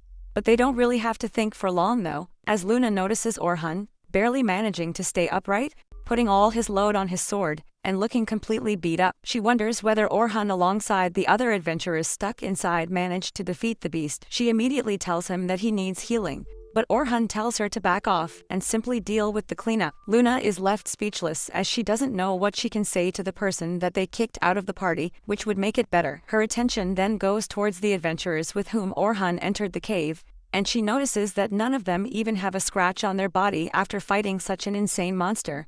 But that's when it clicks to her. Orhan defeated the black dragon all on his own. She can't believe her thoughts, but there is no other explanation. While walking past his former teammates, the idiot tank asks Orhan what the hell happened to the dragon. But Orhan ignores him just like your crush ignores you and continues walking. The imbecile tank screams at Orhan to answer the question, but Luna tells him to shut his dumb ass up, as it is clear that Orhan is the one who defeated the dragon. The tank gets mad at her, and like an average incel Tate fan he runs at her, but she simply uses her magic to freeze him on the spot, and would have whooped his ass if not for Oliver who told them to break off their fight, while he angrily looked at Orhan, mad that he got outshone by him. That night, Sophia remembered everything that happened during their 3-day expedition for a report, but all she could write about was Orhan and how cool he was. She remembered how he not only taught her the basics of magic, how to be a better team player, but also saved her life by dealing with the legendary black dragon, that too on his own. Before she could finish her report though, Selma enters the room looking haggard from the exhaustion of dealing with everything since the morning. She straight up goes and slams on the bed, ready to sleep. But Sophia manages to take her to the bathhouse for a refreshing session where Selma asks Sophia what she thought about Orhan's fighting style because she can't understand it. To her, Orhan is inconceivably strong with bottomless pits of strength that she can never even compare to. But Sophia's viewpoint was different in this regard. She explains that to her, it felt like Orhan simply has such a strong grasp on the basics that he is able to do legendary things just by utilizing his body and skills in the most efficient manner. She explains how Orhan taught their group how to best fight as their role, and she noticed the exact same things being implemented in his own fighting style as well, with the difference that Orhan was literally acting like the mage, the healer, the tank, and the swordsman all on his own. This gives Selma some much-needed insight, and she thanks Sophia for the help. The next morning, Orhan wakes up in pain as his entire body is aching like crazy. He uses his pain relief spell on himself to be able to walk at least and starts dressing up when he notices Selma coming to see him. He goes down to meet her in the diner where they sit and talk over some black coffee. She asks Orhan about how he is feeling now, and he replies that he is doing well, not mentioning the fact that he is taking a shit ton of painkillers to even do the most basic of things. Suddenly Selma gets up and bows down deep, thanking Orhan for saving her life and the lives of all the rookies, making sure that the expedition was successful, and that there was no casualties. Orhan tells her not to worry about it as it was a team effort. Selma then asks him whether he can accompany her to the guild house, as the leader of their guild wanted to have a conversation with him. Orhan agrees since he doesn't have anything better to do anyways. They both go to the guild house where they find the nerdy leader seated comfortably on the sofa. He cuts straight to the chase and asks Orhan whether he would want to join the Night Sky Silver Rabbits as the first-line attacker in their most powerful party. Moreover, he also offers to make him a lieutenant of the clan so he can better guide and handle day-to-day operations as well. Orhan is shocked as being a lieutenant means a lot and is usually reserved for the oldest, and usually the founding members of a clan. Anyone would have jumped at this opportunity, but Orhan is not everyone, so he asks the nerd for some time to mull over the decision, which the nerd happily grants him. While walking back, Orhan revisits the entire conversation, as he still can't believe that one of the best clans in the world want them to lead their best party, and also be one of the leaders of the clan. He decides to have a chat with the old guy who makes his armor and asks him for his input. Orhan is still scared that he will be used and discarded just like his old teammates did. But the old man simply laughs and tells him not to be so emo all the time. They talk some more, but then Orhan gets a call for a meeting from the Adventurers Guild, so he heads over and finds the guild members already seated for an inquiry committee. He takes his seat when the guildmaster asks Orhan whether it's true that the black dragon appeared on the 50th floor, where he was forced to fight with it alone. Orhan nods in agreement, but Derek opens his giant hole and claims that they already weakened it. causing the dragon to run, and Orhan nearly managed to land the killing blow and claimed the kill. Anne also speaks in between, claiming that he should be thankful that they saved his life and made him famous overnight. Orhan simply looks at them and tells them to shut their idiotic mouths, which causes Derek to stand up angrily. But that's all he can do as Luna tells him to sit ass down immediately. Orhan then goes on the offensive and turns towards Oliver, asking why the hell did he go to floor 92 directly after hiring a new enchanter for their party. He asks whether Oliver got too cocky and confident just because they have been to that floor multiple times. Orhan continues that he warned multiple times that they are not strong enough as they always barely clear that level, and that's why he wanted to grind some more before moving on to the higher floor. He claims that there were also moments when they almost lost one of their teammates, which should have taught anyone with a brain that their luck will run out one day or the other. Oliver simply looks smug and answers that they were weak, which is why they barely cleared the room. That's why they hired a new enchanter. He claims with an enchanter with better skills, he assumed that they can go deeper. Orhan claims that he is not even mad at being fired at this point. What pisses him off is the fact that Oliver doesn't give the enchanters the respect that they truly deserve. Oliver claims that being an enchanter is super easy as they have to sit behind safely and simply make sure that the buffs don't run out on their teammates. Angrily, Orhan stands up and tells them all the exact timings when their buffs run out. He claims that each and every person has a different buff timer, and the enchanter has to remember each and every one of them to be able to cast them on time, while also giving out commands and analyzing the battle. While this is all happening, Selma is sitting outside in the garden thinking about everything that happened during the expedition. She would love to have someone like Orhan in her party, but wonders whether Orhan would even want teammates after what has happened to him with his previous party. Moreover that, he doesn't even need teammates at this point, as he is a one-man army who can deal with everything. She remembers the point when during the fight against the Black Dragon, she tried to give him some buffs, but he told him not to do anything as it will throw him off. This made him think that even if he joined their party, she will only be weighing him down before she could wallow in her thoughts even more. Sophia, Logan and Carol come running up to her, asking where Orhan is since they want to talk to him about joining the guild. Selma sighs, claiming that she doubts Orhan needs a team since they all will be weighing him down anyways. Logan and the others claim that they already know that, but one day while fighting with him, they will slowly get stronger, and he will finally have to acknowledge them as comrades. Selma didn't think about it from this perspective, and realizes that the kids are right, and she can simply learn from Orhan and get better as well. She tells them that they can find him at the guild house, and they immediately take off running to find him. At the guild house, Orhan finally comes out, while the guildmaster decides on the penalty for the forced participation. While turning into the busy streets, he notices Sophia and the gang running towards him, and he immediately knows what they are after. He quickly ducks into nearby alleyway and keeps running while they follow him, shouting that they just want to talk to him. After managing to somehow escape by jumping on top of his magical blocks, he somehow manages to hide inside the old man's store, who laughs at him, claiming that it looks like he is scared of a bunch of kids. Orhan replies that he doesn't want to make them sad by saying that he doesn't really want to join any parties as of now. The old man claims that he knows Orhan is still looking for a place to belong, but he doesn't have to do it all alone. That night, Orhan walks up a cliff to be by himself and think upon what the old man told him, when he suddenly comes across Sophia, who claims that this is her favorite spot since from here she can see the moon very clearly. She bows down and thanks Orhan for saving their lives the other day, and then asks Orhan to join the Night Sky Silver Rabbits with them as she wants to work with him even more. Orhan doesn't answer her, but asks her what kind of a place is the guild to her. She thinks for a while before replying that the guild has given her so many good memories that it's a home to her. This is where she belongs.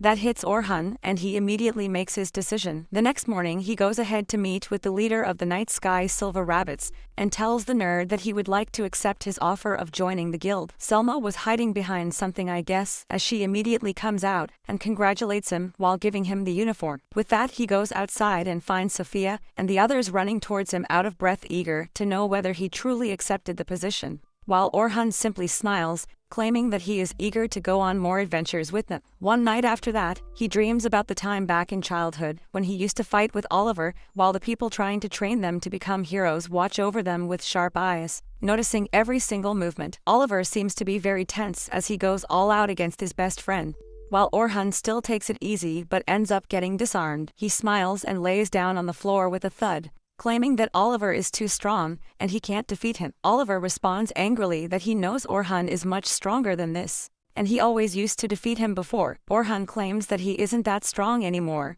and Oliver has surpassed him long before. Oliver is still not content, but he can't do anything about it, so he looks at Orhan with anger in his eyes, but leaves without saying another word. Orhan stays on the ground, when a silver-haired girl named Sian, who was Orhan's friend, rushes up to him and asks whether he is okay. Orhan smiles as he gets up, replying that he is perfectly fine, but claims that it is embarrassing for him that she saw him getting beaten up like this. Sian replies that she thinks that he fought heroically, and he looked very cool while doing it. Moreover, she claims that she already knows what Orhan can do if he reveals his true strength. But Orhan claims that he can't really do that anymore, as his heart is weak and his body can't take it anymore. Sian, however, promises that she will help him deal with it one day, but just like the Epstein files, her words get redacted from his memories, and he can't really remember what exactly she was talking about, how they both were one and the same, and what they promised to achieve together, and where did she disappear. On the other side of the kingdom though, Sian is still alive,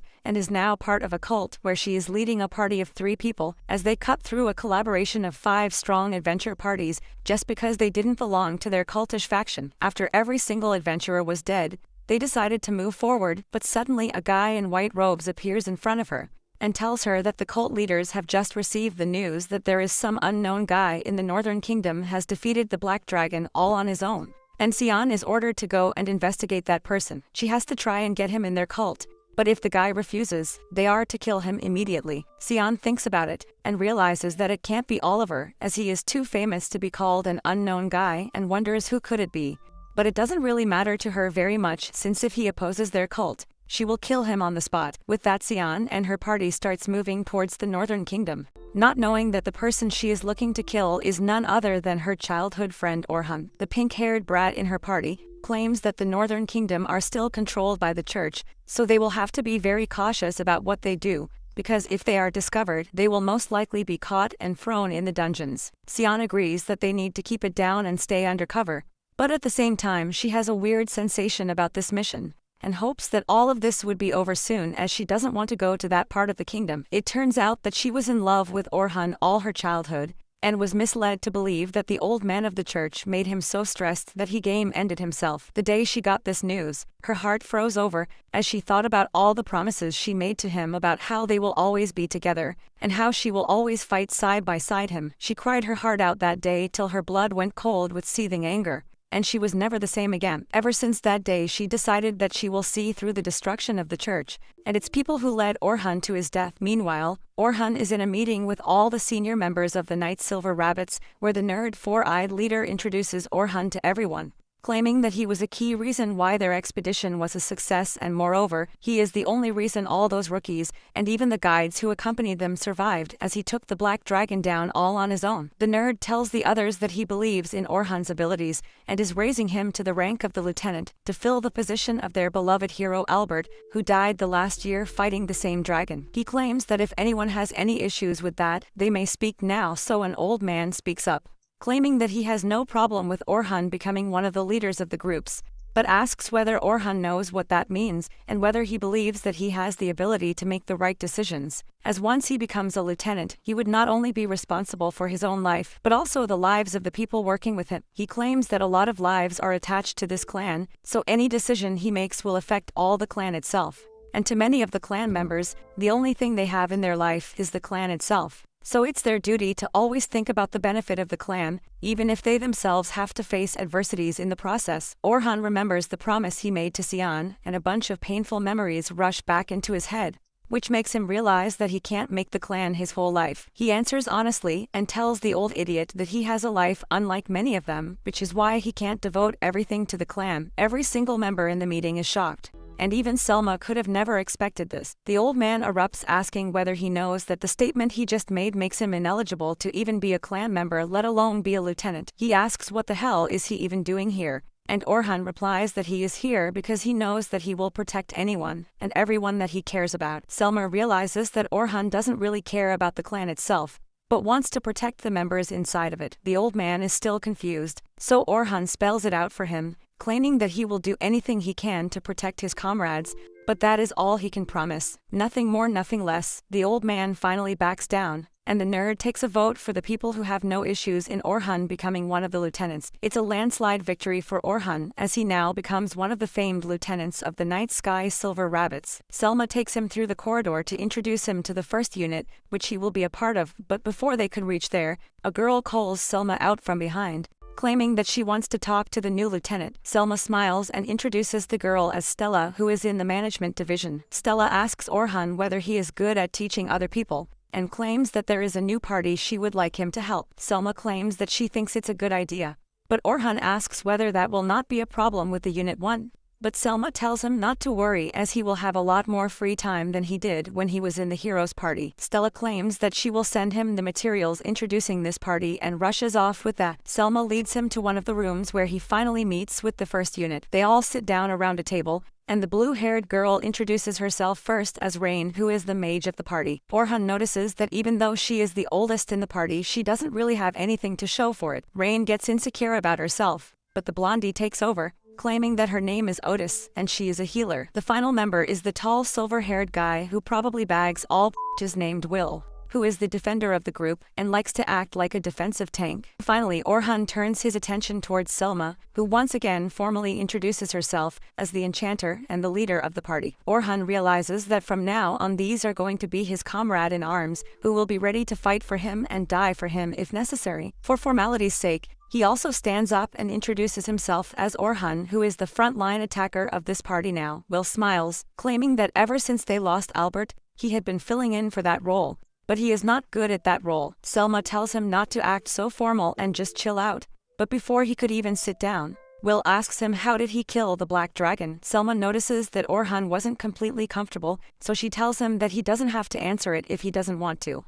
But Orhan claims that he should share the information with his party members so that they can be on the same page. Orhan begins the explanation and claims that the main reason he was able to deal with the dragon all on his own is because of 2 original spells that he created. Rain is shocked to know that Orhan has created original spells, but he continues that his first original spell is called Impact, which can raise the effect of any equipment or magic by 100 times. And the second spell is something which can be cast multiple times to boost the effect of support magic and basically any buffs. He reveals that during the fight with the dragon he multiplied his own buffs by 32 times, which shocks both Rain and Otis, who claim that this spell would give him a huge advantage over basically anyone he can come across. He claims that he can only use that spell on himself though, and the stress on the user is so high that he can't sustain it for very long. He remembers how even the fight with the Black Dragon went on for a little too long, and by the end he was in a really bad shape. Otis asks that if he is that strong, then it must mean that he can basically fall into any roles. But Orhan reveals that he can only use mid-ranked magic, no matter how much he tries. This surprises them all, and Selma asks how is that possible since he clearly knows enough about magic to literally create his own spells. Orhan looks down, claiming that even he doesn't know why exactly can he not use advanced magic.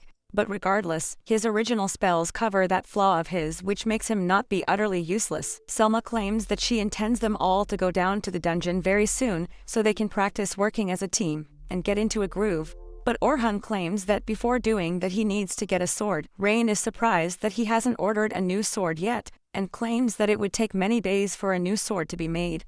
But Orhan claims that he just uses an off-the-shelf sword, so he can just pop in a store and buy one. They all are shocked at this, as literal newbie adventurers use weapons like those, and they can't believe that the Dragon Slayer uses one of them instead of a custom piece. They drag him to the blacksmith who makes all the weapons for their clan.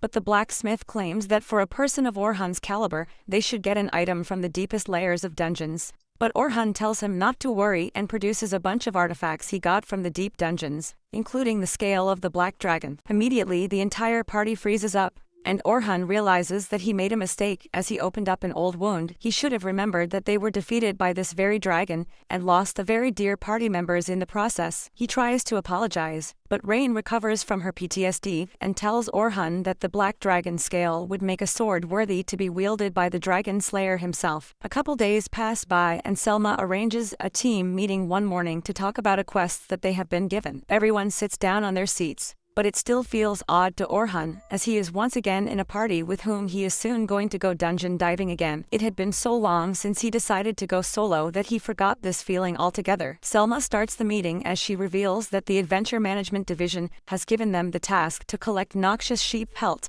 and they will be heading towards the 86th floor to practice their teamwork as well. Orhan swears to himself that he will make sure that this party goes beyond the 94th level, so that they can proudly call themselves equal to the heroes' party. A little while later they finally enter the 86th floor, which is a part of the lower dungeons, but the beautiful scenery makes everything look so pretty that the adventurers feel more relaxed, and that's why this level is so dangerous, and they can't let their guards down. Selma tells them not to get distracted by the scenery, as there are a lot of earth dragons at this level, and they can be a menace to deal with. And anyways, their primary goal here is to practice their teamwork with Orhan. Selma lays down the basic roles, claiming that Will's job will be to grab the monster's attention for as long as possible, while Rain will attack from the rear with her explosive magic. Otis will join the attack, making sure that all her healing magic is ready to go at a moment's notice. Selma herself will make sure that everyone is buffed at all times, and she is the one who is going to be giving all the orders, while Orhan is going to be their ace, and the attacker who will be taking the front lines and dealing most of the damage to the monsters. Otis turns towards Orhan and claims that he is probably strong enough to deal with all the monsters on his own, and even Will agrees with that, wondering whether they would only be coming in his way. Selma turns towards Orhan, claiming that if he thinks that he will be better off attacking alone, then she has no issues with that either, but Orhan immediately replies that he is a part of this team, and will be following all her orders. Moreover, their main goal today is to learn how to properly function as a team. For that they will need to work as a team and synergize with each other. Selma realizes that Orhan is right, and that she has made a very dumb suggestion. But before she could clear her mind, a giant fireball is shot in their direction. Selma was completely spaced out at that moment and doesn't even move. But Orhan is too quick on his feet and immediately dodges out of the way before using his defensive wall to save all his teammates at the same time. He immediately realizes that this is the work of an earth dragon, but there is none in sight, which means that they will have to find it first. Otis comes forward and tells Orhan not to worry, as she will deal with it, as she has a special ability called magic tracking. This helps her triangulate the exact location of her enemies just based on the magical aura remaining in the area that was attacked. She starts scanning the area and quickly finds the foe hiding behind a bunch of bushes. She uses one of her flare gun type abilities, which lures the monster out. While Will gets ready to do his own part, the monster starts running towards them, and Will runs at it as well. While Selma smiles and claims that it is good that Orhan can see the power of their team. Will rushes towards the beast while Rain charges her magic attack. The monster fires another fireball at Will, but this time he is ready and slashes the fireball in two without any issues. The monster shoots more fire blasts at Will, but they are of no use since Will simply cuts them in two or dodges away, escaping without any harm. After baiting the monster into the right position, Will backs off, while Rain uses one of her trap cards and nukes the monster with her explosion magic. Even Orhan is surprised, since they worked perfectly together and made short work of the dragon. Orhan looks at Will and his giant lance, realizing that he wasn't just deflecting the attacks, he was actually nullifying them as well, completely canceling the magic inside. Moreover, Rain used a special grade magical skill like the nuke with such ease and quickness that the monster didn't even have any time to react. Any caster would have taken twice as long to cast the same attack. Otis was amazing as well, with her ability to track down the enemies. There is no real chance that they can be jumped by the ops anytime soon, and Selma is the one binding all of them together, forming one of the best and the most well-synergized parties that he has ever seen. Orhan tells Selma to her face that he is impressed by everyone in their unit, which makes her blush, but before she could respond,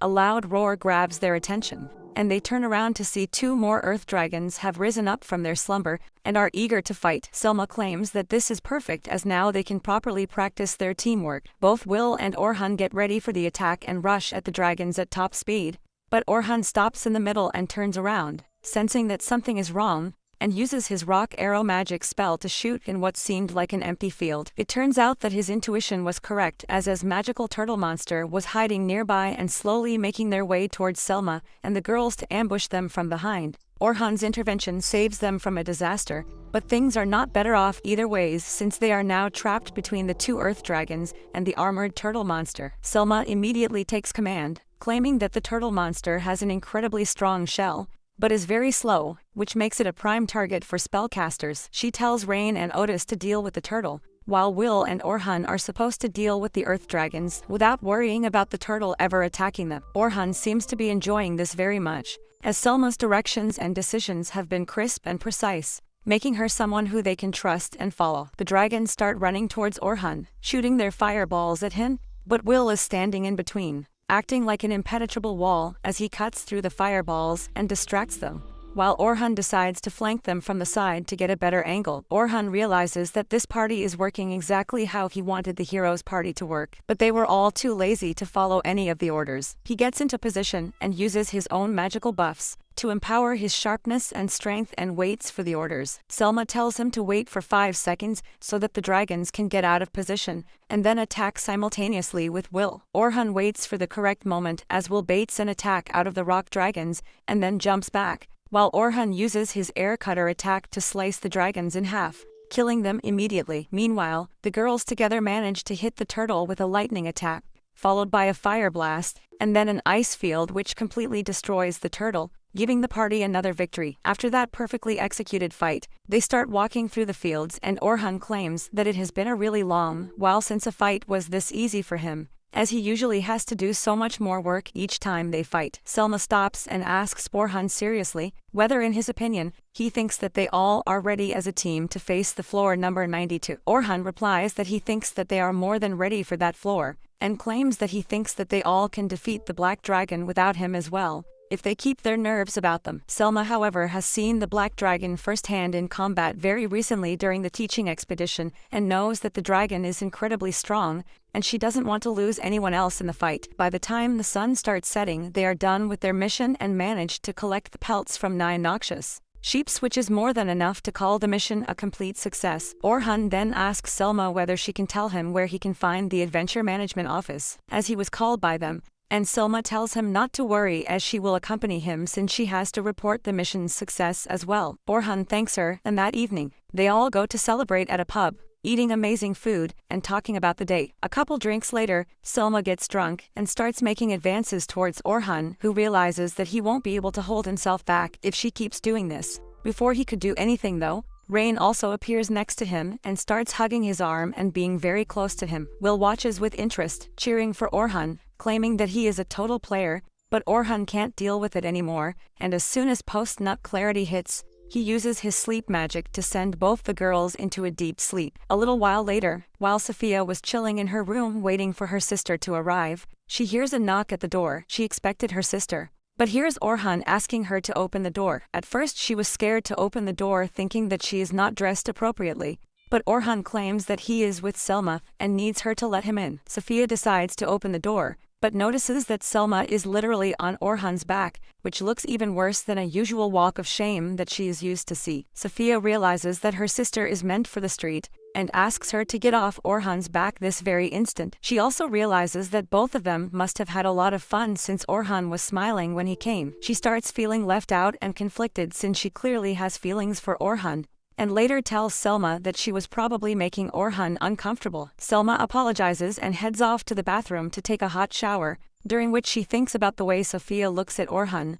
and knows for a fact that Orhan is her first love, and she shouldn't do anything to make it weird. But at the same time she thinks about everything she said to Orhan, and realizes that she even called him handsome. She starts going into a deep spiral as she questions her own feelings about Orhan, wondering whether she only likes him as a person and looks up to him as an adventurer, or are there any deeper feelings involved, which can sabotage her relationship with her sister as they move forward. The next morning, Selma accompanies Orhan to the management reception, where they find Stella waiting for them. Her desk seems messier than my love life, but just like me, she doesn't seem to care much about it, and carries on with her day. She introduces Orhan with Carla, the super hot woman who is the caretaker of the new adventurers that join their clan. Carla greets Orhan warmly and claims that he is going to be taking care of group number 10 and will take over their training from now on. She then asks him whether she has gone over their files, and Orhan replies that he knows them already, but has thoroughly checked the files, and only then did he come to the decision to personally train them. Carla looks relieved and thanks him for taking over the lot,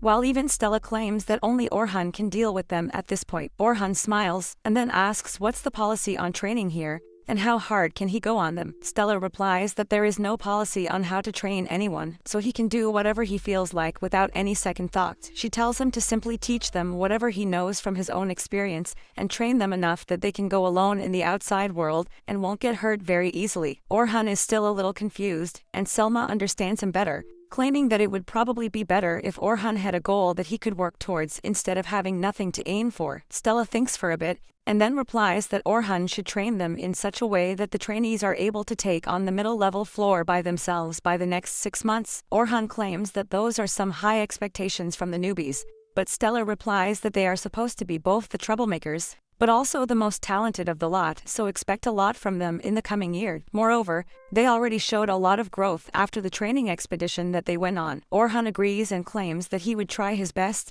and with that both Selma and him leave the room to get back to their work. In the corridor, Selma stops suddenly and claims that if Orhan has read all the files, then he probably knows everything about Sophia and herself. Orhan looks down a little uneasy before nodding. A hint of sadness emerges in Selma's eye as she claims that Sophia was the daughter of the maid who was also a mistress to her father, and everything would have been fine, but Sophia's mother died after a couple of years of giving birth to her. Selma's family obviously took her in, but since she was a bastard child of a low-born mistress, she never had a true place in her family, and was always treated like an outsider. This got even more difficult for her when Selma left the home to become an adventurer, and when she returned for the first time, she saw Sophia's empty eyes and sad expressions, which were the cause of two adults making dumb decisions while the child has to bear the consequences. Selma couldn't see that and took Sophia with her the next time she left the house. And ever since that day, Sophia was always treated like a true sister of Selma. She looks at Orhan and claims that Sophia is the only thing she loves in this world, and claims that she wants to see her as a successful adventurer no matter what. Orhan promises to take care of her,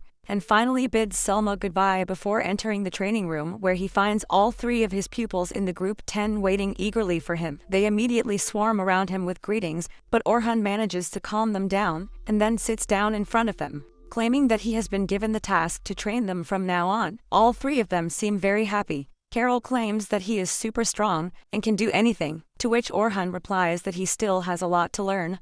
But Sophia cuts him off, claiming that Carol is right as he literally defeated the Black Dragon easily on his own. Orhan smiles and thinks about the encounter and how close he was to losing the fight against that monster, but decides to push those thoughts away and simply thanks them, before claiming that someday they themselves will have to deal with the Black Dragon, so they must train their hearts out before that day comes. He gives them a pep talk, claiming that each one of them has a lot of potential waiting to come out, and he believes that one day they can all clear all the dungeons themselves. This gets the kids pumped as they thank him for taking them on as students. Orhan smiles and starts by telling them that there are some things he wants them to keep in mind at all times. The first is that they must keep their minds open at all times, and be flexible so that even if things don't go according to the plan, they can find a way to deal with the issue. The second thing he tells them is to think for themselves, as not everything he is going to tell them would be perfect, as he himself doesn't know a lot of the things. He claims that he has messed up a lot of things himself, and just because he is their teacher, doesn't mean that he is automatically right. With that out of the way, he asks them for the reasons why they decided to become an adventurer. He starts with Sophia, who looks a little embarrassed at first, but then replies that she wants to be like her older sister Selma and become a great adventurer who can take her own decisions without having a fear of anyone. Orhan promises to help her find her dream one day, and then turns towards Logan, asking about his goals. Logan honestly replies that he is doing all this for money. The other girls are shocked, but Orhan tells him to continue, and he reveals that he comes from a village which is very poor, and getting food on a daily basis is a chore in itself, where people are forced to fight each day for their own survival. He claims that even though the village is poor, they pooled in all their money and then sent him to the city so that his talents don't go to waste. He claims that is the reason why he wants to become an adventurer, so he can pay them all back one day. He reveals that he was thinking that he is a pretty strong adventurer already, but when he saw the Black Dragon and the true strength of a top-tier adventurer, that's when he realized that he still has a long way to go before he can become a strong adventurer. Orhan promises to teach him everything he can, but tells him that he will have to put in all his effort as well to make sure he can pay back the generosity of his village tenfolds back. With that, he turns towards Carol and asks about her motivation, but she simply responds that she doesn't really have any motivations, and she just fights because she can kill the monsters, and that makes people happy, and she likes seeing a smile on everyone's faces. Orhan realizes that her darkness runs really deep as she tries not to show any emotions, but the grief and anger inside of her cannot be hidden, as she tries to mask it with a smile, claiming that people stop smiling when monsters are around, so she kills them. Orhan decides not to push her and moves on from the topic, claiming that he wants them to keep in mind why they have decided to become adventurers while they are training. Sophia asks Orhan why he became an adventurer, and Orhan thinks about everything he dealt with as a child, and replies that he wants to become as strong as he can be, so that the things that he cares about can never be taken away from him, no matter what. He promises that he is not going to treat them as children, and asks them to give him their all. The very next morning, they start their training by entering the lower-level dungeons, where they soon come across a pack of wolf monsters. Sophie rushes in as usual and kills 2 of them at once with her knives, before moving towards the next batch and filling them one by one. Orhan thinks about how Carol is bad news, since she is a defender,